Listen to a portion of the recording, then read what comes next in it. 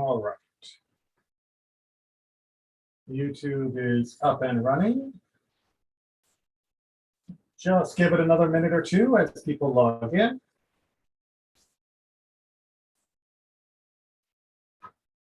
I drink a little more tea.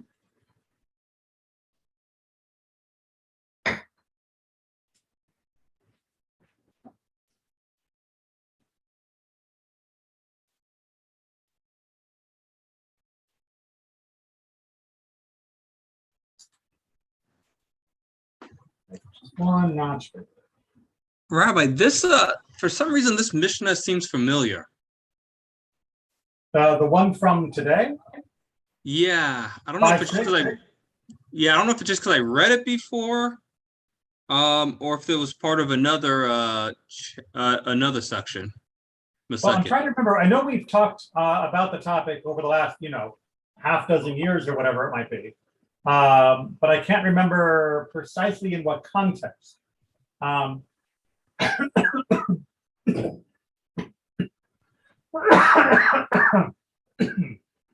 Think the tea. Got a little caught. Had to wash it down with more tea. Yeah. All right. When I had COVID, the cough lasted a couple months. It's mostly gone. It's just every now and then, but I think that was just drinking wrong. Oh. Sometimes that just happens. All right. So whether you and I have covered this before or not, I know there will be people that are new to this topic. So let's do a brief introduction based off Rabbi Kolb's introduction here in his translation and commentary. We are talking about Sikarikon here, which is not like Comic-Con. This is not a convention. This is a term that is used for the situation and the rules that go around the situation when the land of Israel was seized during times of oppression, most notably in our topic tonight, during Roman occupation. And when the land was seized from, let's say, Mr. Cohen, and was taken by Mr. Roman, and then Mr. Roman decided to sell it, and Mr. Levy wanted to buy it, the real question is, what is the interaction between Mr. Levy, the buyer, with Mr. Roman, the owner, the person who had received the land during this time of occupation, and Mr. Cohen, the rightful owner according to Jewish law? As you can imagine, this is a mess. Really, no one should touch the land that has been seized by the Romans or by other invaders, and no one should do business with them because that land doesn't really belong to them. It was taken without the consent or compensation of the original owner, and thus they have no right to sell it. The same way that if I beat up my neighbor and try to sell his house, I shouldn't be allowed to sell his house. And if someone wanted to buy the house, they should go to the neighbor, not to me, the bully. But the rabbis deal in reality. If someone wants to buy a house, they should come to me first. Yes, but you don't beat people up. No. Yes, exactly right. If they need a real estate agent, then they can talk to you, Natan. If they want someone beat up, then they talk to the Romans. So the question here then is, in the real world, is such behavior going to lead to better or worse results? Not the behavior of the occupiers, obviously that's terrible, but if we boycott the new owners of land, the Mr. Roman people, are we actually helping the community and helping Israel or not? And as we're going to see, it's complicated. There were times when a sort of full-on clampdown was in place, meaning no one did any business with anyone who was an unlawful owner. And if you bought land from Mr. Roman and someone came and said, hey, that's really my land, and they were able to provide proof, then you could lose that land back to the original owner and you would just be out of luck.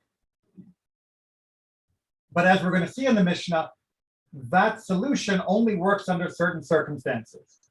And this Mishnah in particular is going to deal with the war. And by the war in the Mishnah, they're always talking about the so-called Great Revolt, approximately 67 to 70 CE, when Israel rose up against the Romans and in which the Second Temple of Jerusalem was destroyed.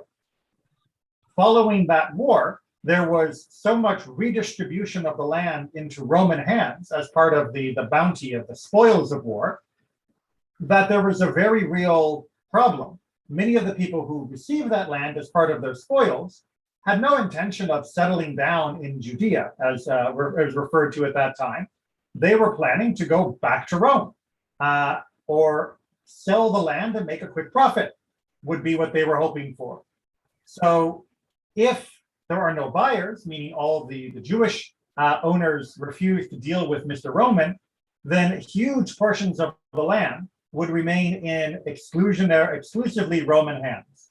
On the other hand, there was this window of opportunity to try and repurchase the land, but it had to be done delicately, taking into consideration the ownership rights of the true owners, the Mr. Cohens of my analogy.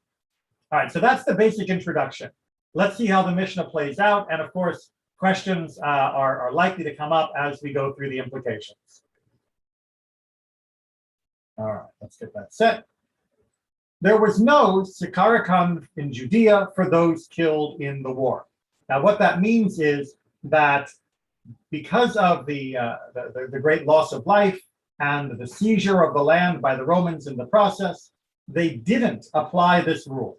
That meant that the people who bought the land from these Roman conquerors, the Jewish second tenants, the Mr. Levi from my analogy, they technically owed nothing to Mr. Cohen or the family of Mr. Cohen if Mr. Cohen had been killed during the war. The land was just handed over as a normal transaction, as normal as it can be in the wake of a war, and was then in Mr. Levy's hands as though everything was fair, square, and done. And like I said, the general consensus is this was done to ensure that as much land as possible would be in some Jewish hands rather than in Roman hands. All right, so that's part one. After the war slaughter ended, there is Sikarikon there, right? So once the war is actually done, then the rules governing the buying of the land that had been seized during the conflict become a little more complicated. What are the rules going to be here? How so? If a man buys a field from a Sikarikon, meaning someone who had been given the land or seized the land during the war, so this is a Roman, and then buys it again from the original owner, his purchase is void. But if he buys it first from the original owner and then from the Sikarikon, it is valid. So basically, you're going to need to buy the land twice, but the order in which you buy it makes a difference. So yes, the original owner still needs to be looked after, but if you just go and talk to Mr. Roman and say, I want to buy that field, and he sells it to you, and then you go to Mr. Cohen and say, you know, the Roman sold me the field, but I need to do what's right by you, by Jewish law, so I will buy it from you as well. Is that okay? No. In that order, buying from the foreigner, then buying from the original owner, it is not a valid transaction. Why? The implication would be that the Roman oppressor probably would have put pressure on the original owner to confirm the sale in that secondary purchase in order that the Roman oppressor could unload it. Because remember, he probably wants to cash it in and get out of Judea and go back to Rome. So that means you can't do it in that order.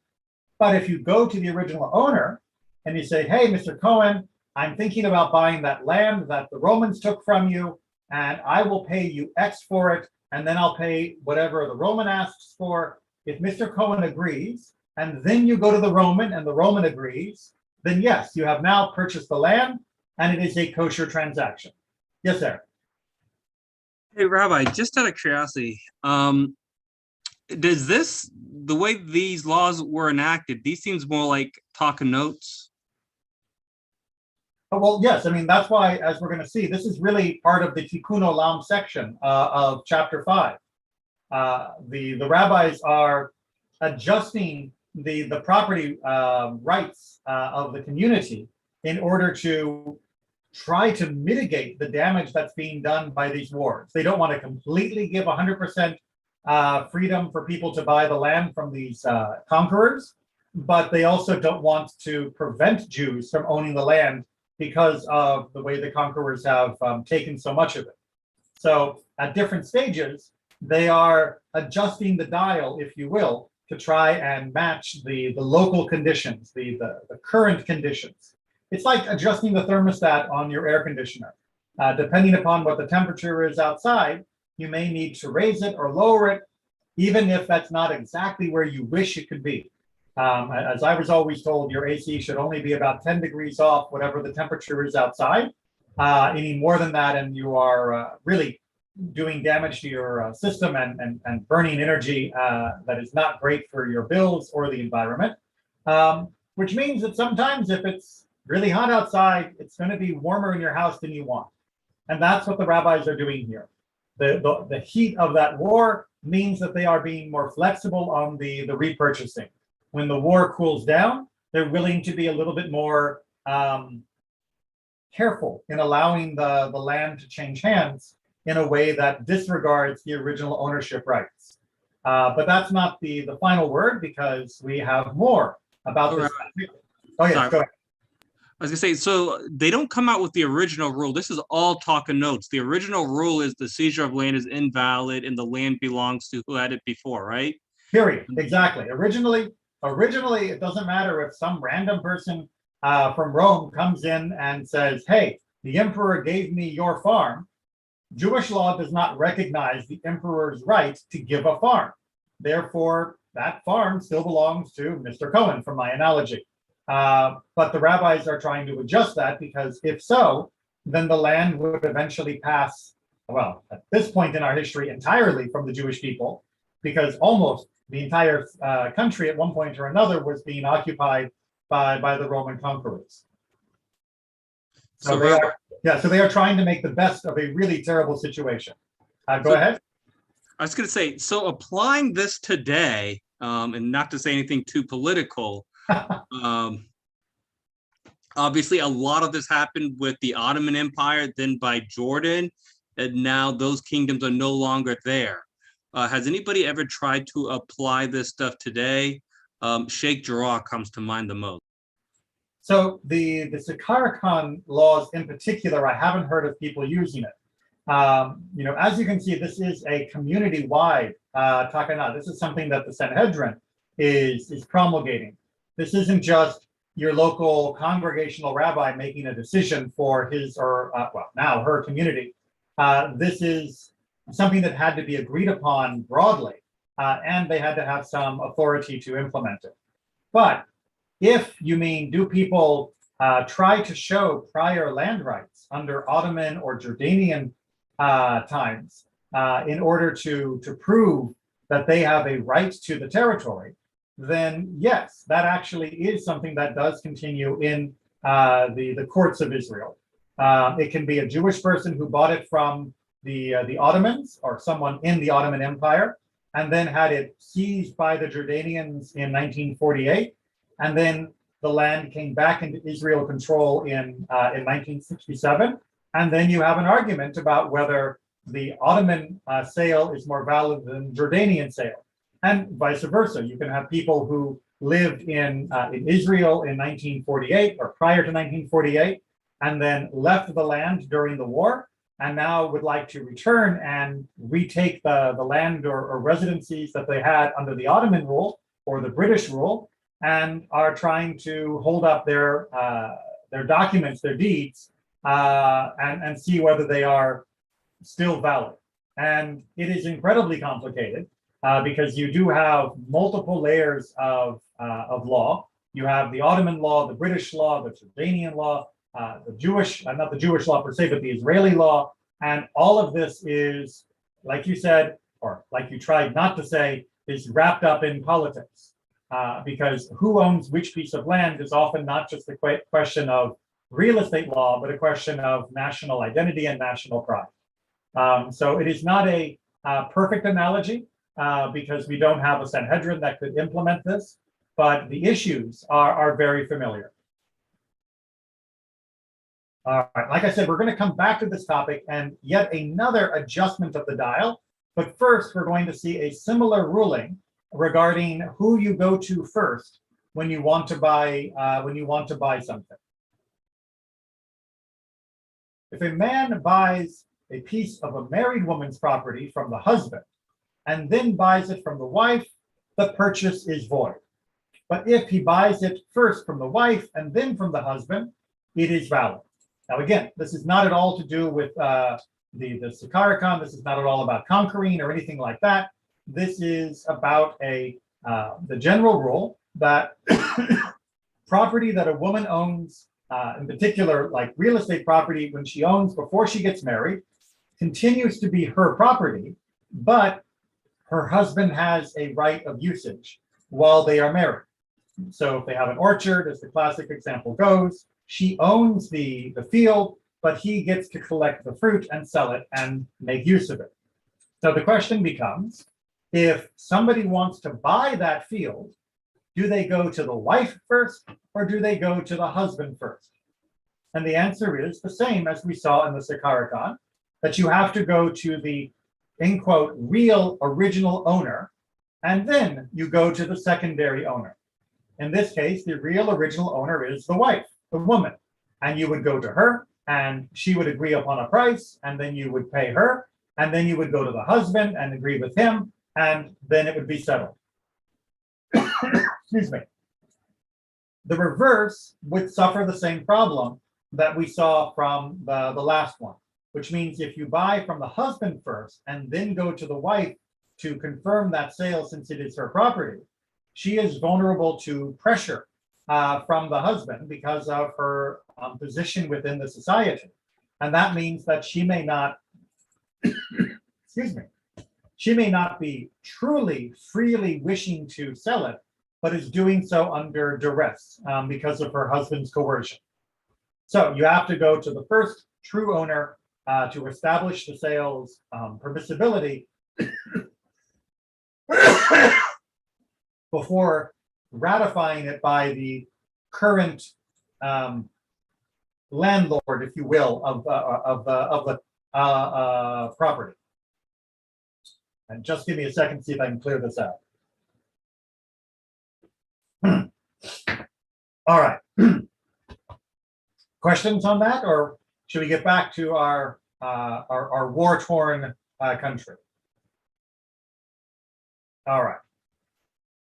So this, meaning our war situation in the first half of the Mishnah, this was the ruling of the first Mishnah, meaning the initial section. The court that came after said that if a man buys property from the Sikarikon, he had to give the original owner a quarter of the value. When is this so? When the original owners cannot buy it themselves. But if they can, they have preemption over everyone else. So a later court adjusts this whole situation a little bit more, and they say, well, yes, but we are going to fix a value. The original owner can't hold out for the real value. We can't make the original owner, we can't make the new buyer have to pay double the value of the property. And on the other hand, we also can't expect the original owner to get nothing.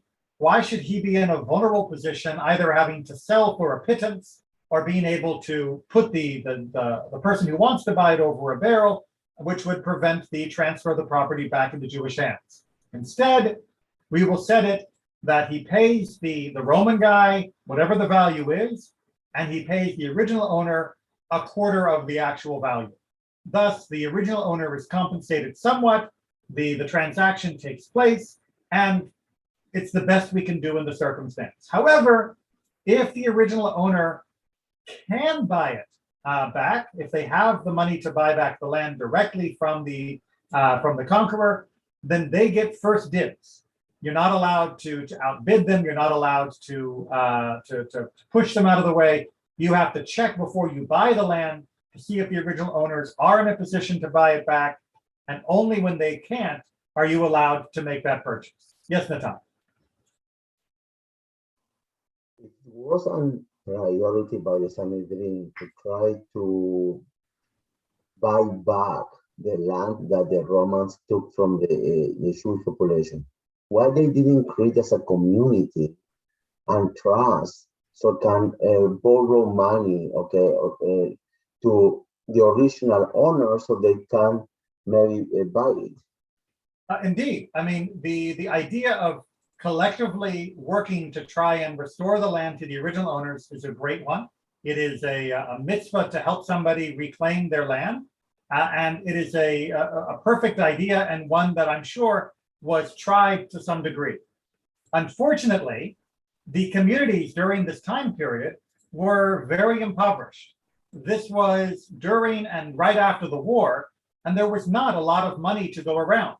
But Most they could receive money, for example, for more richer community like Alexandria or Rome or others in the Mediterranean. Yeah, they had a lot of money. Or Babylon also, Baghdad. So they could have, because for example, the same principle is when a pirate kidnap a Jew. It's the same. The whole community feel responsible. So they could maybe write why they didn't raise money from other more rich communities in order to give more opportunity to the original owners to buy back. Bluntly, there was no Jewish agency, there was no federation, there was no JNF. There wasn't an international collective Jewish apparatus for handling something like that. Yes, within communities, people worked very well to try and help each other to the best of their community's wealth. But there weren't a lot of opportunities for the Jews of Alexandria to send however many zuzim to the Jews of Tiberias. That there wasn't that kind of system for monetary support. Yes, some people went, some people would buy individually, but there wasn't an apparatus. It's something that we kind of take for granted, that since the 1800s and onwards, we've had a great international system for trying to help Jews around the world. But really, that is a miracle of the modern age. In the ancient world, or even the medieval world and Renaissance world, if there was trouble for the Jews in Spain, the Jews in Turkey would welcome you if you showed up with hospitality, but they didn't have a way to send boats full of money to help you where you were. Unfortunately, that solution probably wouldn't have worked with the financial system of the ancient world. But yes, today it is a good reminder that we do have the capacity and thus the obligation to help Jews around the world. And we are very fortunate that we are able to do so. And really the last 200 years, we've seen what Jews can do when we actually do work together globally. I know it's kind of funny that everybody thinks of the Jewish global conspiracy, which we don't actually have. And the idea of even working together internationally in this concerted, unified way is very new. And we've done pretty well by it. We certainly haven't taken over the world, but we've at least made some parts of the world a little better than they would have been. So you're thinking right, but I'm afraid you're a couple thousand years out of time. And one more adjustment. Rabbi or Rabbi, anytime you see just the name Rabbi in the Mishnah, it always means Rabbi Yehuda Hanasi, Rabbi Judah the Prince, who is credited as being the editor of the Mishnah.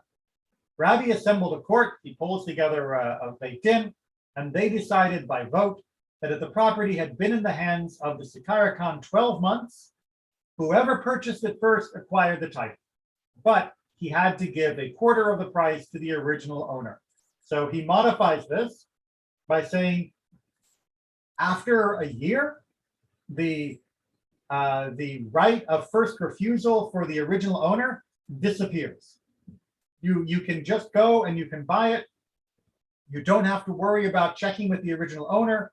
Just get it back in our hands as quickly as you can. And yes, you still have an obligation to the original owner, but you don't have to go through the rigmarole of finding out whether or not he's going to have the potential of buying back the land. So this is yet another easing of the program. So if you'll notice, we went through a number of different stages. During the war, it was all bets are off. If you buy it, it's yours, we're done.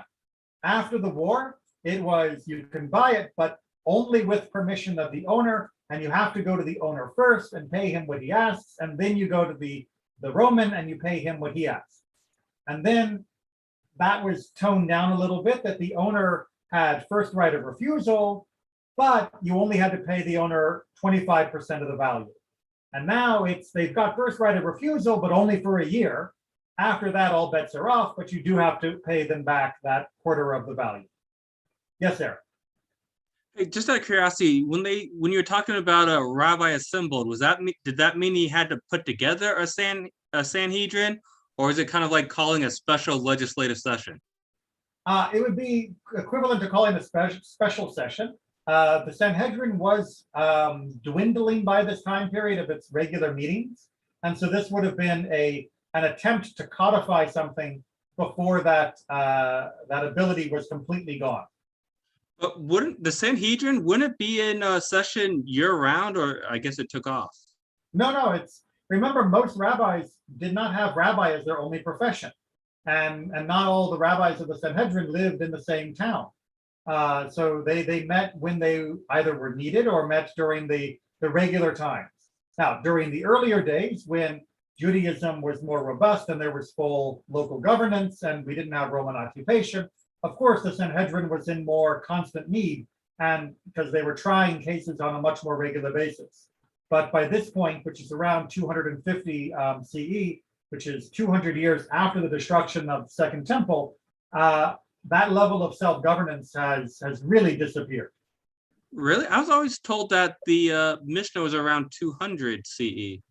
200 to 250 is the general, we don't actually have a copyright date, but 200 to 250 is the usual number for when the first or final edits were being made. Because it wasn't all done like in an afternoon sitting down. Just like the Talmud was not edited in 1 year, it was edited over the course of probably a couple centuries. Yeah, but I thought since this was credited to Judah Hanasi, it was in a shorter period. Yes, but again, he was consolidating the different expressions of the Mishnah. So that's not quite such a simple task. So in any case, that is our general timeline. All right, questions before we go on to number 7? All right, so number 7, we are moving still within our community improvements or community stipulations. And here we are following up with the theme of contracts or transactions. And we will deal with categories of people who in rabbinic times were considered legally, doesn't mean functionally, but legally, to lack da'at, what would be called mental competence in a modern American setting. And this is an issue for people that might seem otherwise perfectly fit, but we're going to see that there is a way to try and stretch the definition of competence in order to allow a broader circle of people to participate in these transactions. Now, you may be wondering, why would they be trying to broaden the circle of people who can participate if they don't have full legal ability to enter into negotiations? Why should we make it possible for them? Isn't that going to make it easier to exploit them?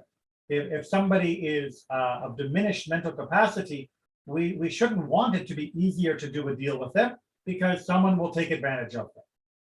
And the answer is yes, but, which is always going to be there, which is if you prevent people who have limited capacity from engaging in transactions, then they will be removed from the economic life of the community.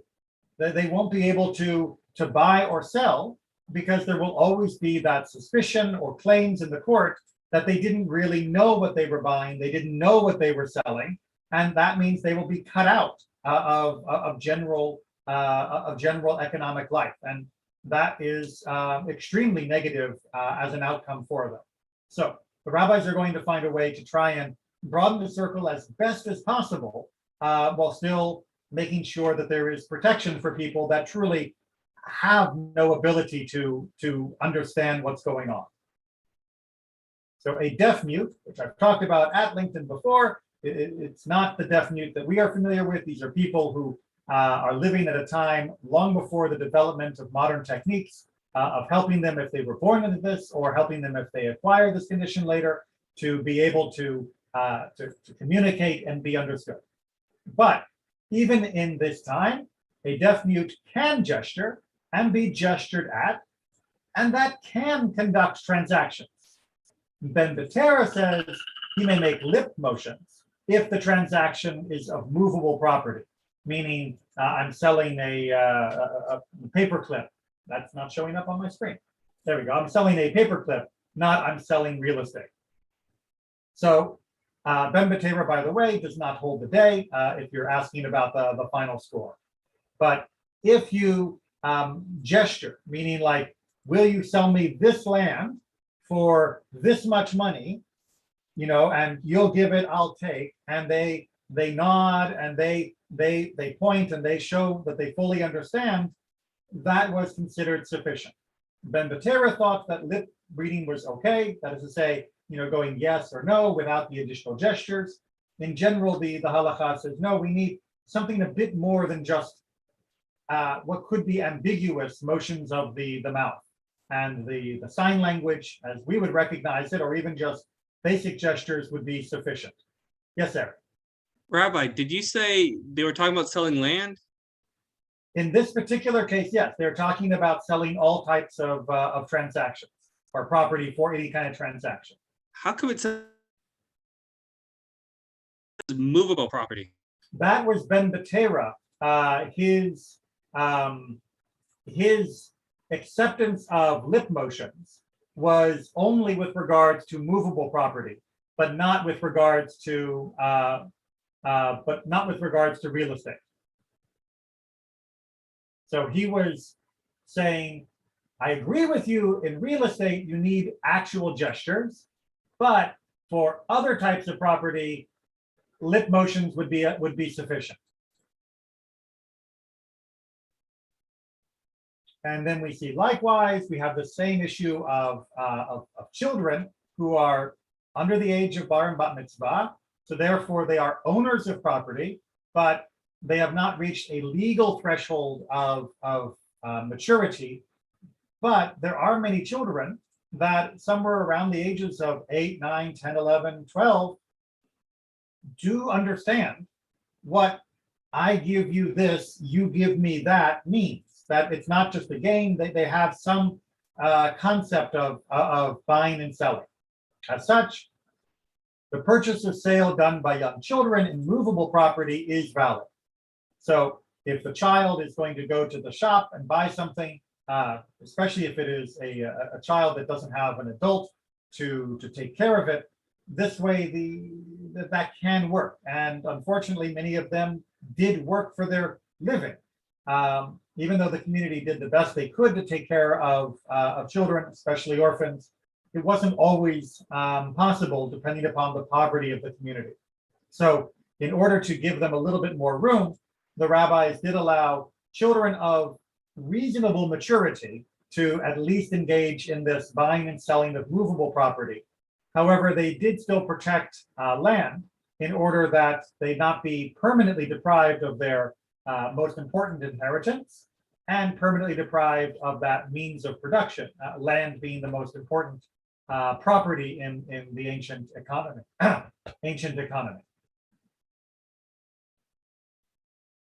All right. 5.8.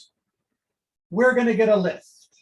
Right? We've been doing Tikkun Olam for a while, and we're going to do Tikkun Olam also in 5.9. But 5.8 is the biggie. 5.8 is where we get the Tikkun Olam greatest hits, a full list of different things. Now, up to your interest, we can go into some of these in more detail, but I'll try and give a brief synopsis of the different issues as we go through. As is common whenever we get to a list in the Mishnah, oftentimes it will draw from a wide range of different legal topics. So I don't know if we'll get a chance to go into all of them with great detail, but we'll see. These are the rules laid down because of the ways of peace. In order to make peace. Now, this is a special category of tikkun olam, where we're not just refining the buying and selling, but we are specifically setting policy in order to prevent arguments and fights. As we can see in the very first, a priest is called up first to read the Torah, and after him a Levite, and then an Israelite, because of the ways of peace. So in order to make sure that the aliyot would not always be fought over, that number one, I want the first aliyah, would not become something that people are fighting each other for. And yes, people do fight over aliyot. The rabbis laid down as a principle for the ways of peace that the very first aliyah should be given to a Kohen. Done. And that number two aliyah should be given to a Levite. Done. Not to another Kohen, but to a different person who's a Levite. And then number three and on should be given to the rest of us, to the Israelites. And this way, by having it be preset, non-negotiable, right there in the community bylaws, if you will, people wouldn't be arguing about, I'm a Kohen, I should go first. No, but I'm the richest man in town. Even though I'm an Israelite, I should go first. Well, Bob over there is the most righteous person. He should go first. Nope, we're just going to settle it once and for all. Now, does this settle all the arguments? Of course not, as Rabbi Kolb talks about. But does it settle some of the arguments? Yes, it does. And it does help prevent more conflict than necessary. It also prevents a lot of the rancor that can exist between Kohens, Levites, and Israelites between the different groups, jockeying for status and position. Any questions on that point? All right. Oh, come on, there we go. An eruv is placed in the room where it has always been placed because of the ways of peace. Now, we did eruvin a while ago, but just a quick reminder, the eruv is creating an enclosed area, sometimes through creative architecture, that allows a large piece of a town to be considered as being a unit, and thus allowing carrying within that prescribed area on Shabbat, something that would otherwise be prohibited. But in order to make an eruv, you don't just need creative architecture, you also need food. You need something that's from one place that's placed in another to show that that place is also part of the home that is being shared. Now, placing that food, well, where is it going to be? Does it get to be in my house? Does it get to be in your house? Whose house is it going to be in? You've had it for the last 3 months. From now on, I want it to be in my house. Well, why should it be in your house? You're his neighbor. It should be in someone else's house. It's on the other side of the street. It's our turn in this courtyard to have the eruv in our house. There could be a lot of room for discussion, debate, and fighting. As such, the rabbis are saying the eruv is where the eruv has always been. Right? Once we have a place for the eruv, once it's in spot, we're not arguing about it. We're not moving it week after week or month after month. The eruv will stay where the eruv has been. Done. Do not open up this can of worms again. Not that that counts as an eruv because they're not kosher. We are not moving the eruv. I mean, the food part of the eruv. Now, there is also a practical matter for this, which is in the days before a text notification or an internet site, checking on the eruv meant you had to make sure that indeed the eruv had been established, that someone had put the food in the right place. Well, if the eruv kept moving, how would you check that? Who would I ask? Where's the eruv this week? Does anyone know? Did Ralph take it? I don't know. I thought he was taking it. Was it this week? Yeah, but he's on vacation. So who has it this week? Having the eruv be in the same place week after week after week makes it easier to maintain and easier to know that it's being maintained. so that you can have the confidence to rely on the Eruv when you are out and about on Shabbat. Questions? Aaron. Rabbi, is the Eruv limited to just one meal, or can there be two meals in two different houses as part of the Eruv? The Eruv is established by the one meal.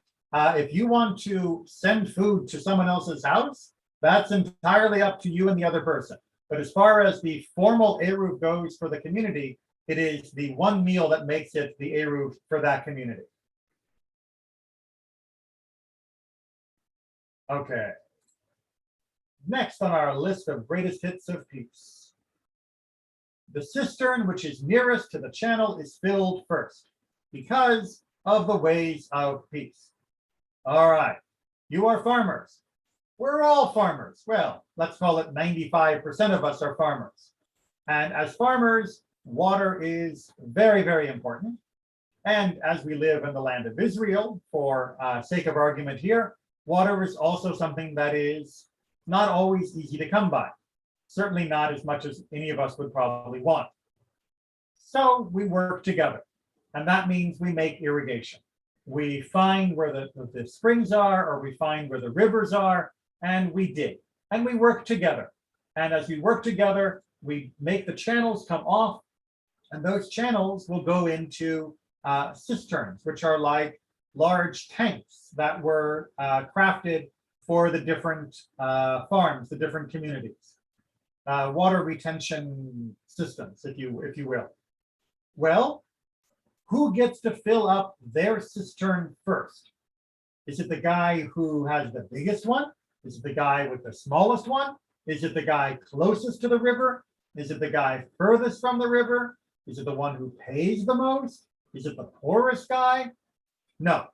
In order to stop the arguing, to keep people from fighting, and then make sure that they will cooperate in getting it taken care of, because this is a community project, the very simple rule is you fill up the cistern nearest the river first, and then the next one, and then the next one, and then the next one. And you just open and close the different channels that go off that irrigation to allow each one to fill, and then move on to the next. Makes sense, right? Now, one of the things you should notice about all of these points we've made so far is that while they are logical, they're not the only logical solution. Like I said, you could easily say the first one that should be filled should be the smallest one. After all, then we can fill more people's faster by filling the small ones first than if we fill just the closest one. Because what if the closest guy has a giant one that the rest of us are waiting while his is filling? And that's the point of why this was decided for the sake of peace. If we have to worry about finding the perfect logical answer, we will never be satisfied because there are good and in many ways equally compelling logical alternatives to each of these positions. What's important is that we find one that makes some sense, that isn't crazy, and that we agree on it and we are done. So that way we don't have to keep debating about this over and over and over. And if you are not familiar with working with committees or boards or groups of volunteers in particular, or even in many businesses, certainly where I worked when I was teaching in Japan, you do not want to spend your time endlessly debating the same topic over and over. If you have three options that are all roughly as good as the others, vote, pick one, be done with it. If it turns out to be a disaster, go pick one of the other two. But chances are one will be as good as the other two for many topics.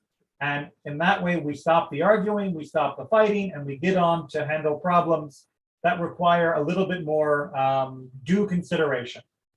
Filling a cistern can be handled. Let's just agree and move on. Part 5, well, not part 5, paragraph 5 by Rabbi Kolp's breakdown.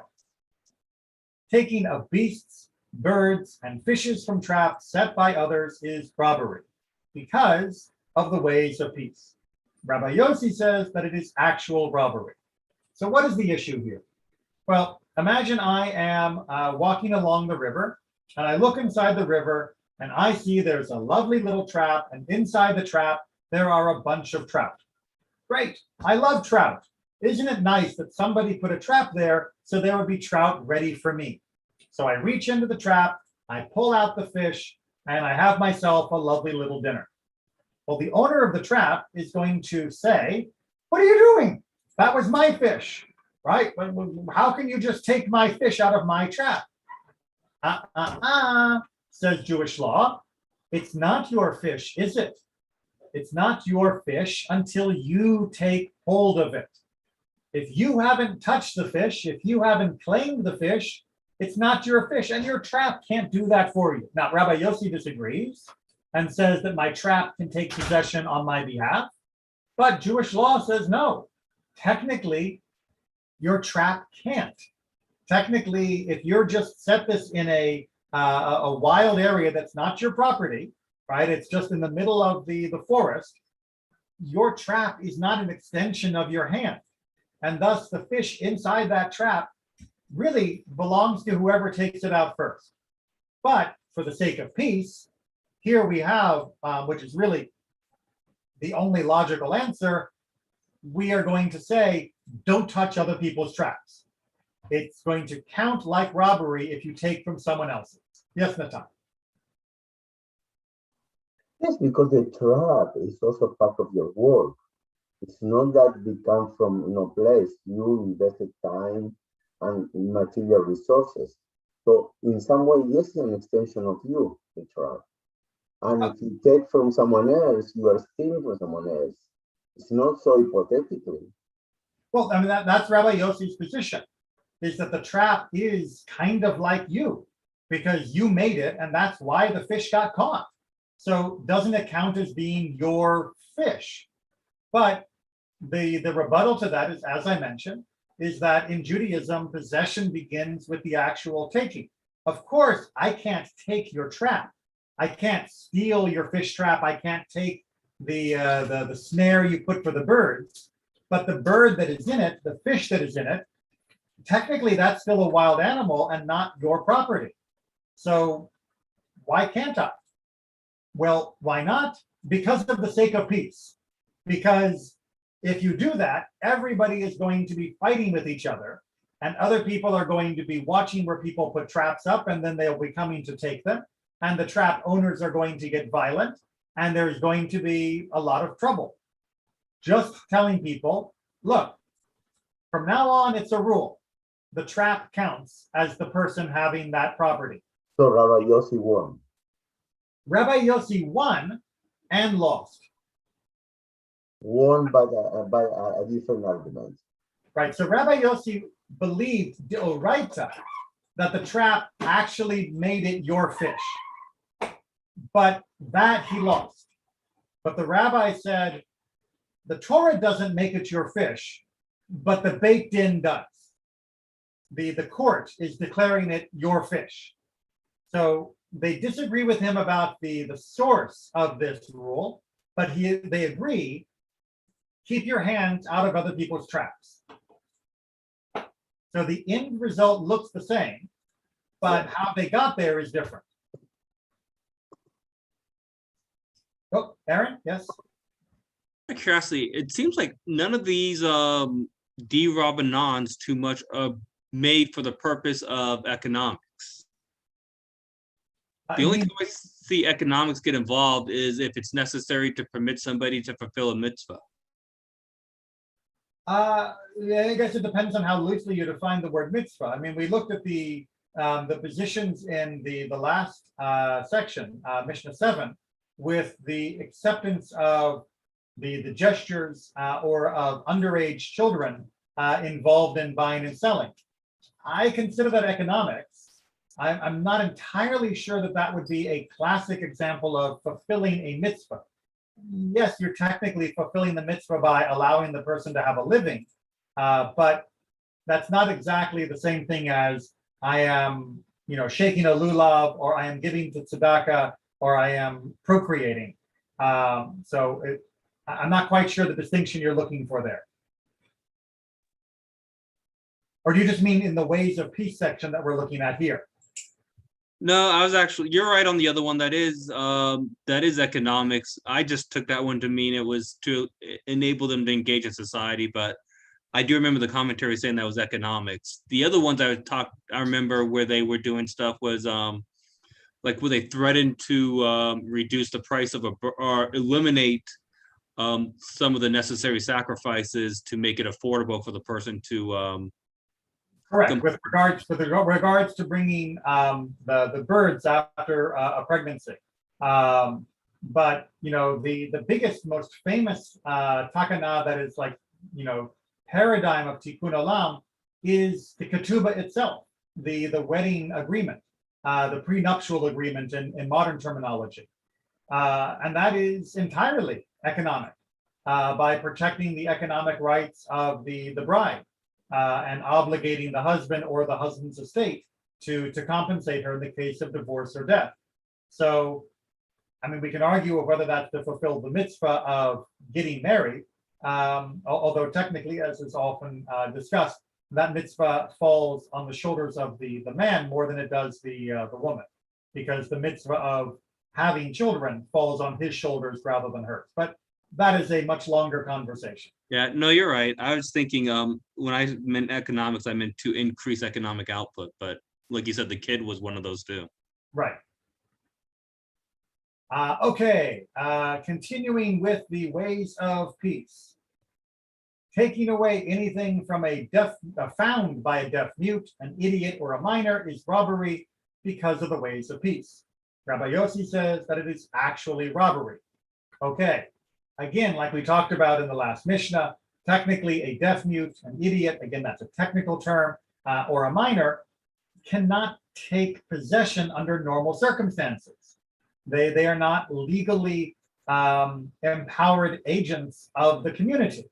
So their transactions don't count, and thus their finding doesn't count.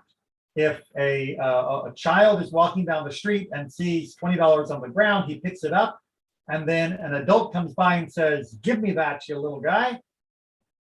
Technically, according to the Torah, it's not robbery, because the child cannot own that object, cannot take possession in a legally binding way of that found object. But as you can imagine, that's going to cause a lot of problems. People are going to get into a lot of fights. People are going to say that that's mean, that's terrible. And people are going to say, yeah, but it's my right. So to avoid those types of fights, for the sake of shalom, the rabbis say, no. If a kid finds it, the kid gets to keep it. And so to an idiot or a deaf mute, they get to keep it. Again, Rabbi Yossi says, this is not just for the ways of peace. This is actually what the Torah meant. He doesn't win that argument, but the sentiment, the idea that you let them keep it, does carry the day. Sorry, what was the logic, Rabbi Yossi? Because actually, in both situations, I agree more with the Rabbi Yossi. But in this case, what was his logic? So in this case, it would be that the person doesn't need full mental faculty to possess something. He physically possessed it. It's in his hand. So trying to say that he needed a certain level of mental power to understand the importance of his action seems a little unnecessary. He picked it up. He knew what he was doing when he picked it up. That's why it went from ground to hand. But the Torah technically does seem to indicate that you need to be of a majority age or other forms of mental capacity to truly own something of your own. And as such, the Torah seems to be saying that you can technically rob a kid of something that he found because his finding doesn't really count. But the community is very uncomfortable with that. And so despite that seeming to be the idea that the Torah is putting forward, the rabbis argue, no, taking something that a child found, or one of the other categories as well, would count as robbery. And you would be punished as a robber. Yes, Aaron. Yes. So, Rabbi, does this mean that theoretically, according to the Torah, an imbecile cannot take possession of ownerless property like the fruit of the field in the seventh year? you don't need to take possession of that property. In fact, you don't really take possession of that ownerless property. You're not in the ownership sense. You have free use of that property. So indeed, somebody that was a deaf mute could go and glean or take the peyot, the corners of the field. They don't need to have the mental capacity to take the physical possession. And since nobody has legal possession because it is ownerless, it's not an issue there. All right, more of that same variety of topic. If a poor man strikes down olives on top of an olive tree, taking the fruit that is beneath him is robbery. Rabbi Yossi says that it is actual robbery. All right, so the poor person is up in the top of an olive tree, and he is shaking the olive tree so that some of the olives will fall. I remember doing this with my grandmother's pecan tree. You'd shake the tree, the pecans would fall, or olives in this case, and then you climb down the tree and you gather them up, and now you've got food. The issue here is what happens if while he's up shaking the tree and it falls to the ground, someone else comes and picks them up off the ground. Well, technically, since what he is doing here is removing this extraneous bit from the tree, which is not actually his tree, he is engaging in this this act of taking what is the rights of the poor. Technically, it's not his property until he picks it up. It's not his to keep until he picks it up. And that means that the guy who comes along while he's shaking technically could take it because he got his hands on it first. But it's the same idea, Rabbi. Like Of course. one did all the work, and the other one could be hiding behind and say, "Oh, yes, he's doing all the work." And I got, like, for example, hey, technically, you can write a book if you. I can go to your computer before you publish it when it's almost done, but you have only the last 2 pages. I can steal from you, hey, and you didn't publish it, so I can publish it in my name. Technically, it's the same story. You did all the work. I was hiding here. Okay, you haven't yet grabbed all the material, so I can do it. But it's the same idea. Rabbi Yossi, I think, is very consistent. Like if someone does the work or the process, okay, from A to B, each life is the owner. Right, and that's, I'm not saying that Rabbi Yossi doesn't have a point, because obviously he does. But your book analogy doesn't quite work, because if it's my book, if I wrote it, I can take you to court and prove that I wrote it first.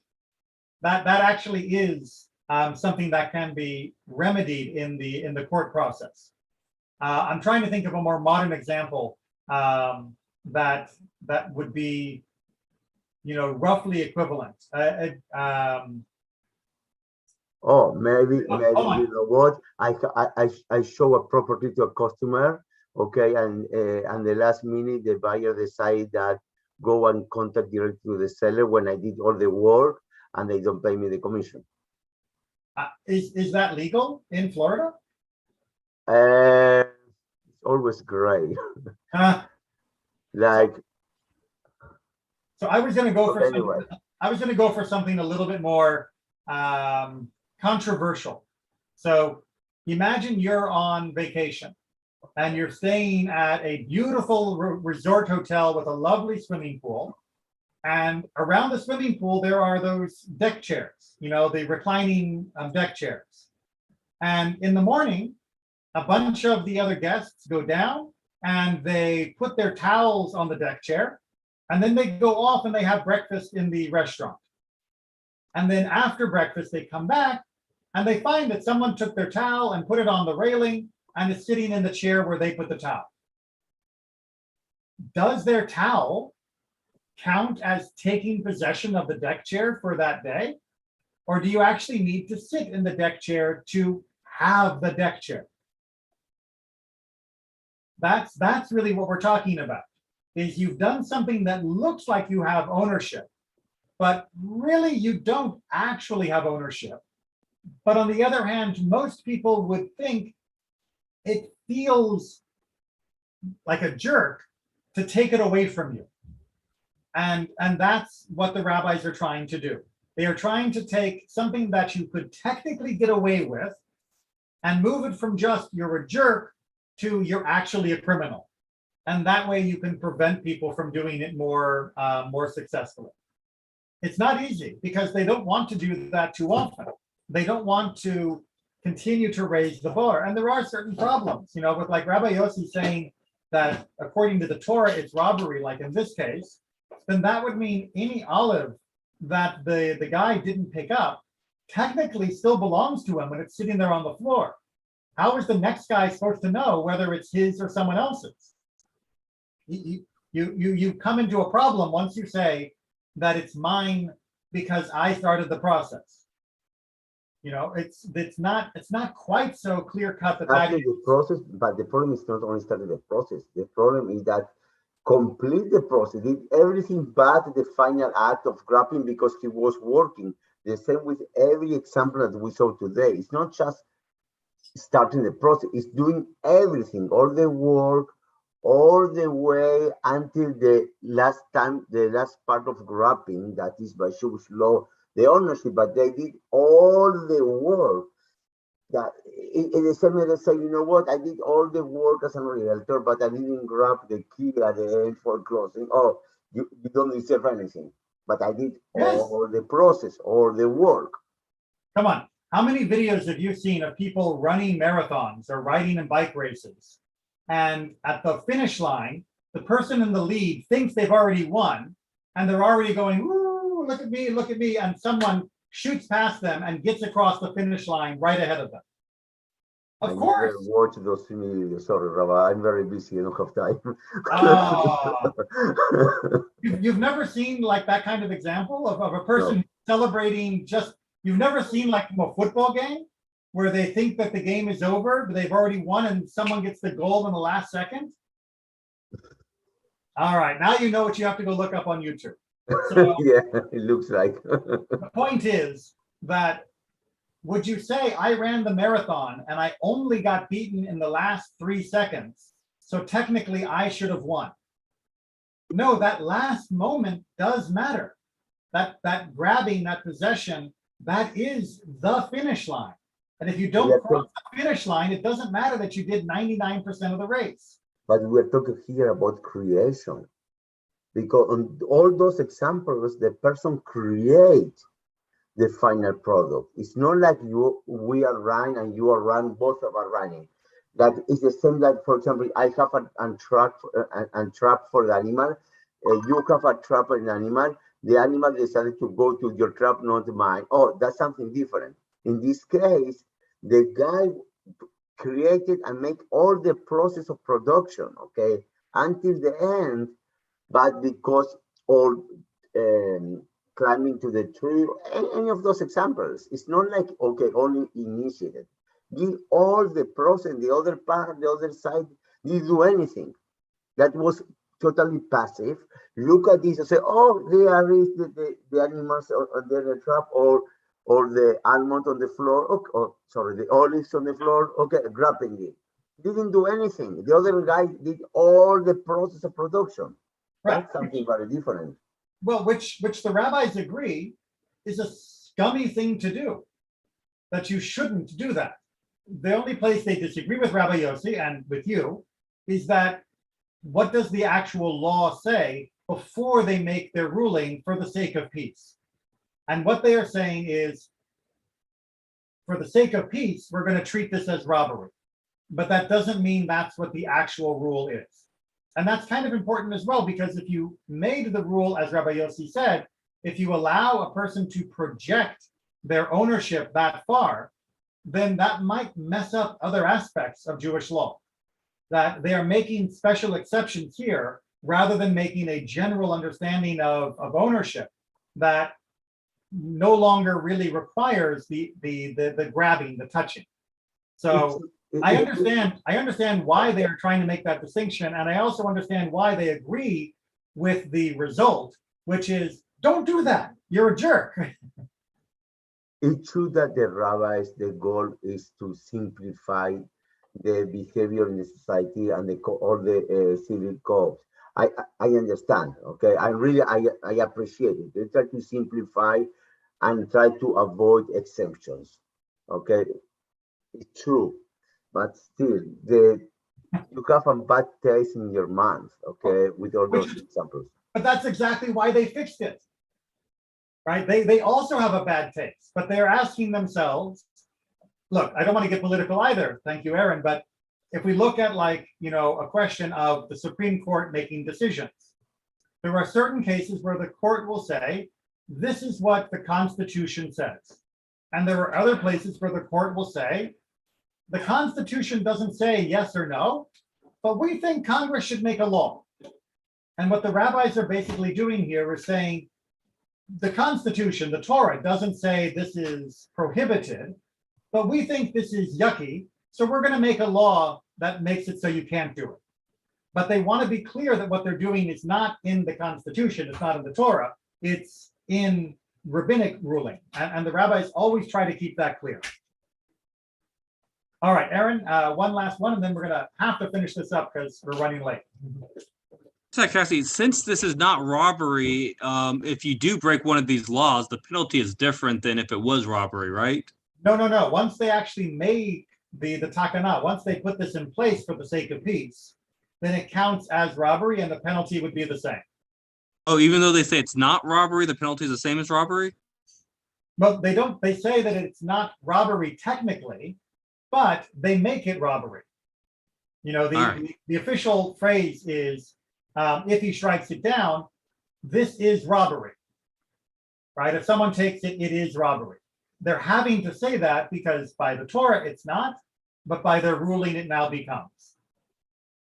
All right, and one more for the sake of peace. Like I said, this is the greatest hits. Poor Gentiles, meaning non-Jews, are not prevented from gathering gleanings, forgotten sheaves, and the corner of the field because of the ways of peace. These are the different poverty legislations. Technically, the Torah only says that you should leave the gleanings, the sheaves, and the corners for the community, meaning the Jewish people. But don't be a jerk and go out there and tell the people that are poor that aren't Jewish, get away. This is only for the Jewish people. We are supporting the non-Jewish poor as well. We should not be putting up walls that say no non-Jews allowed. We say if you need it, take it. If you're Jewish or not Jewish, take it. And that is done for the sake of peace. Now, this is a very important definition of peace. It's not because we are afraid they're going to start a war against us. It is because we don't want there to be fights and arguments and strife within the community. And if there are people that are poor, regardless of their religious affiliation, we should help them for the sake of peace. So also it's practical one, because you don't want to start checking each person that is inside in the field. It will Yes. take you forever, and it's a very humiliating for everyone. Absolutely. And exactly how are you checking? You have to, if I'm a poor person, do I have to go bring 2 witnesses to say that I'm Jewish? It's very problematic, and the rabbis are absolutely right that for the sake of peace, it is best to allow anyone that is poor to come and take advantage of the law the Torah gave us. Aaron? Rabbi, are there limitations on that? For example, the Mishnah was compiled during the Great War. I mean, I imagine not all the Romans were rich, but even though they were trying to get rid of them, did you still have to feed the people who were kind of attacking you, or?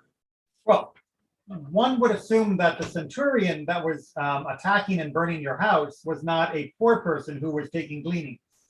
But that same centurion 10 years later who had been left behind and was now, hello? Hello? Yeah, I can hear. I'm okay? All right. Yeah, I can hear. So yeah, the centurion during the time of war, he's not coming as You just got back on. Okay, I think our connections are asynchronous. All right, let's try this one more time. A centurion, a Roman soldier during the war, when he takes from your field, he is just stealing. It's not because he's poor. But Imagine that he gets left behind. It's 10 years later. Now he is poor. He doesn't have anything to eat, and he comes and gleans. Yes, you allow him to glean. You don't chase him off because he's Roman. And we don't make a distinction. You can remember in the ancient world, the term Gentile or non-Jew was synonymous with idol worshiper. This wasn't just like an atheist or a Muslim or a Christian. Muslims hadn't even been invented yet, and Christianity was only barely getting started. The rabbis were saying these are people that are worshiping idols, but when they come, they are poor, and when they are poor, they should be allowed to gather. And when they gather, don't go out to check if they're Jewish. Let them benefit from the peace that the Torah is trying to create. All right, we are over time, so that means we need to stop, and we will continue chapter 5 next week with more of our internal discussion with making peace among different Jewish groups and among different, I guess you could call it in the modern terms, denominations or levels of observance. So we will take care of Mishnah 9 next week. Thank you, Rabbi Asher Koach. You take care, everyone. Be well. Thank you, Rabbi.